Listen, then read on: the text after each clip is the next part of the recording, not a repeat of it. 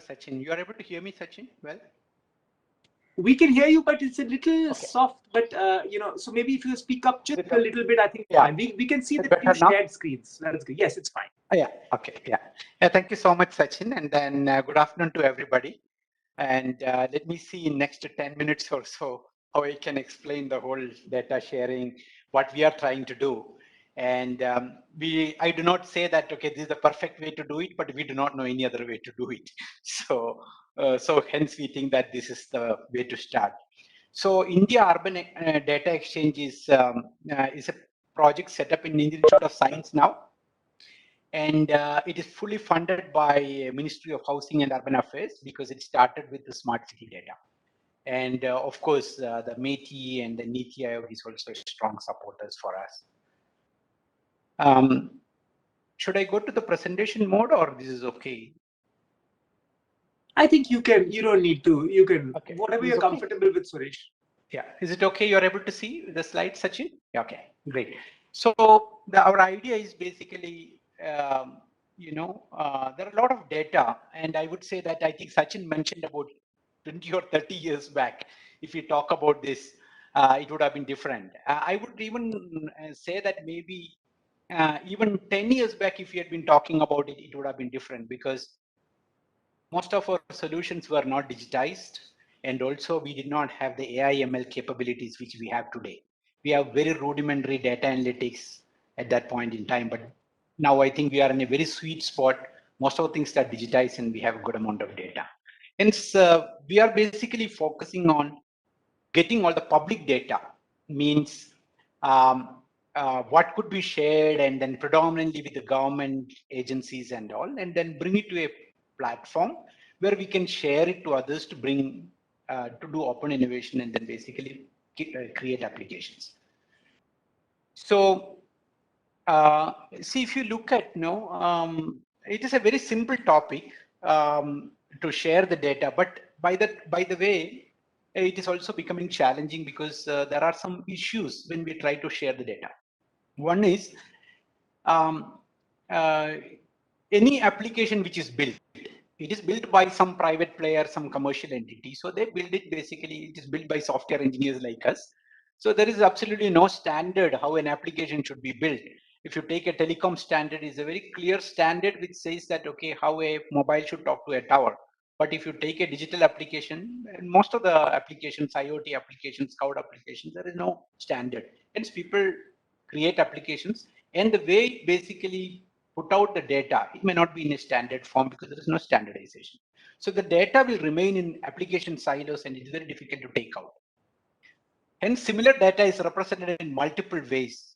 So somebody will talk about a data like air quality, AQM, or somebody will say that it is an air pollution. It's all same data. So somewhere it has to be deciphered as the same data. And the stakeholders in the system, no, they have different understanding. They do not know what could be shared to whom at what price. And our data sharing or data privacy mechanisms are also in the nascent stage. So we do not know what data, especially public data, could be shared to whom, for what reason. And of course, it have legal and ethical considerations. So these are the things. This is actually absolutely not technology in this slide, because taking a data and sharing to somebody is as simple as that. But it is not a technology challenge. There are other challenges. Why do you want to share the data? So if I look at, I was running my smart city business in another organization when just after our Honorable Prime Minister announced 100 Smart Cities program. It took quite a lot of time to build these applications, what our country needed. And one of the problem, if you look at this in 2015-16 timeframe, most of the data sets we are talking about in cities now, traffic, transport, parking, safety, security, none of these data sets were available here at this point of time. We built it through Smart City program. Of course, we had some e-governance data at that point of time, which is again in a silo. So today, if you look at, we have many digital solutions, and including e-commerce, Amazon, Swiggy, Zomato, you name, everybody is creating digital data. Now, what we need is this data has to be brought into a place, and then there should be some policies, there should be monetization framework, to whom the data to be shared, on what basis and all. So that is what this IUDX, we basically put it as urban because we started with the smart city data. The U may go off at any point in time when we start bringing agriculture data and then railways data and things like that. Where do we want to bring? One is, there are two things. Data is always in a very rudimentary form when it comes from a digital system, and somebody can make the data better so that application builders can jumpstart their applications. So one is people who are basically making the data better, and ultimate aim of sharing the data is, as Sachin mentioned, build applications, innovative applications, and the applications are only two types. Not only database application, any application in the world are only two types. One is to get an operational efficiency for some service, or another one is bring an end user convenience. These are the only two reasons we build an application or we build a product. So the data driven applications are also, we look at only these two things. Can I bring some cost saving through operational efficiency, or can I add convenience to my citizens? So that is the ultimate aim, but there could be an intermediate player who can basically find the data. Very simple platform. There is no reason that it will basically give us any trouble. Where these are the public data set, traffic, transport, parking, and everything, and these are privately owned data sets, Google, Metro, airport kind of data. You bring these data sets and they are in different formats. Though they are talking the same thing, they are in different formats. What we do is we bring it into IUDX and we put it in a standard template. I do not say that this is standard worldwide, but the standard template, which is an IUDX template. We'll keep it in our database. We are not a data storing people. Keep it in the database for somebody to access this for a short period of time. And then there is a consent and security framework. Who asked for it? Are you authorized to take the data? What for you are taking the data? What is your purpose? Everything is assessed and then the data is shared. Shared for what? As I mentioned, when we share the application data from IUDX, it comes out in a standard form.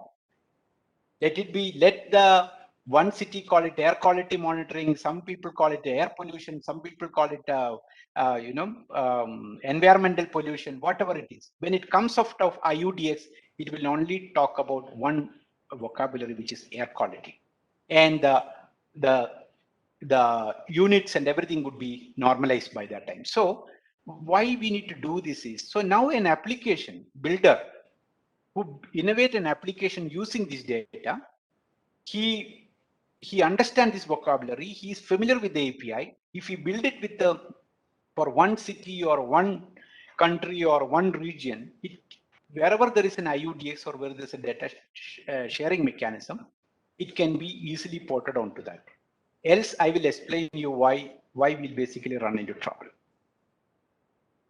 So let us take the case of a multimodal transport. Okay, what all the data? So what is meant by what is a multimodal transport?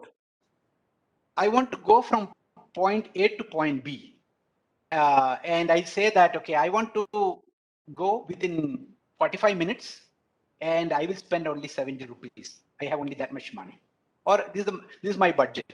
So now you need to get it has to basically give you multiple options, which basically has to take the metro timing, the bus, the cycles are there, Ola and Ubers are there, because it has to look at the share is available or not.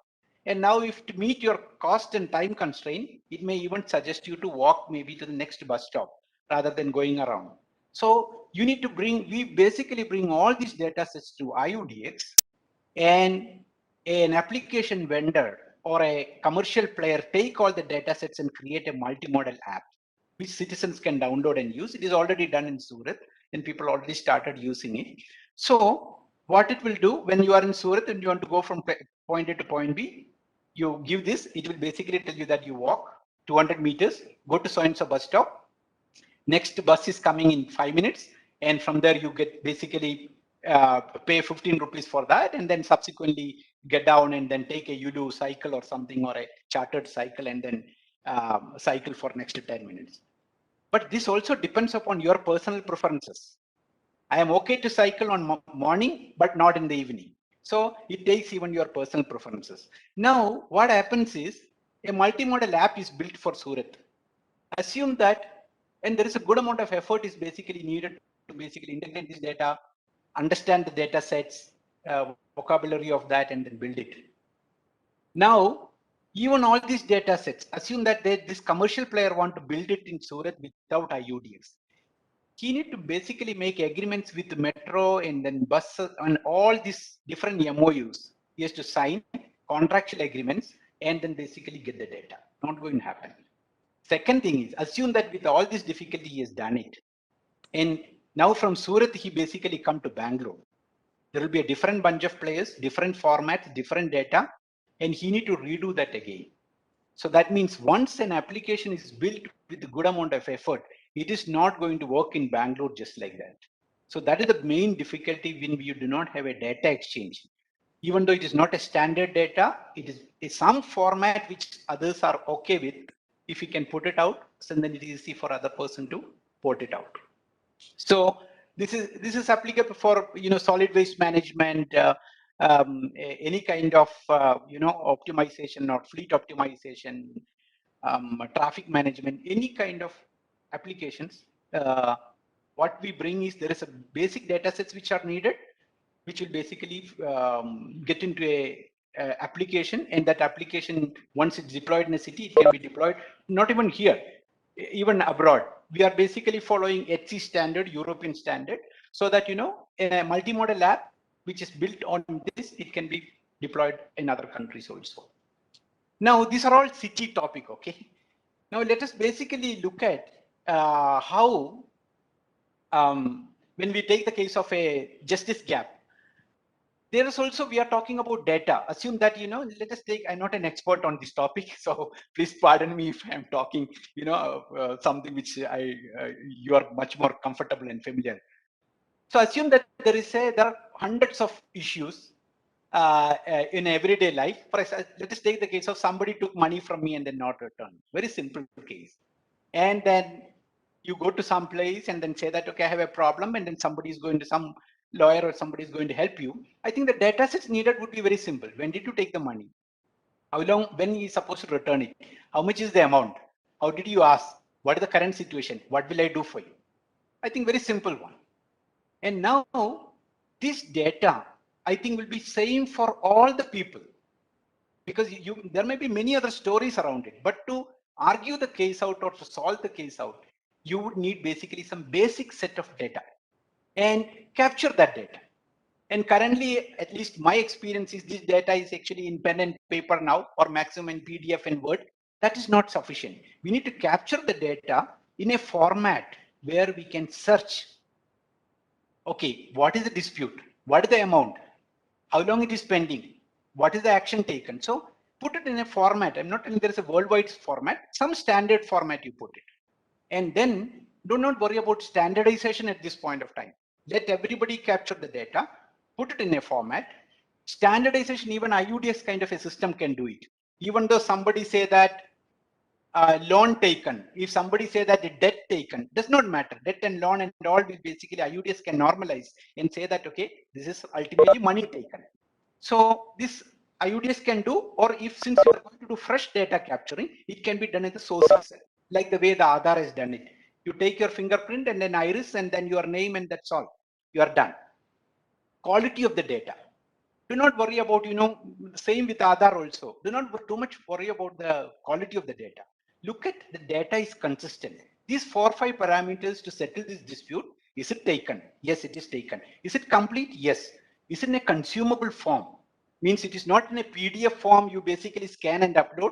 You cannot search it. It is in a JSON format where we can search. And third one is, make sure that this is interesting for the data providers. For example, somebody is creating the data. He feels that, okay, there is a value for me in generating the data. And value adders, as I mentioned, no, somebody can basically refine, add more value to that, do some AI/ML algo on it, and then refine. Aggregators. Somebody can build all the loan or money issues, aggregate, and then basically give it to one law firm.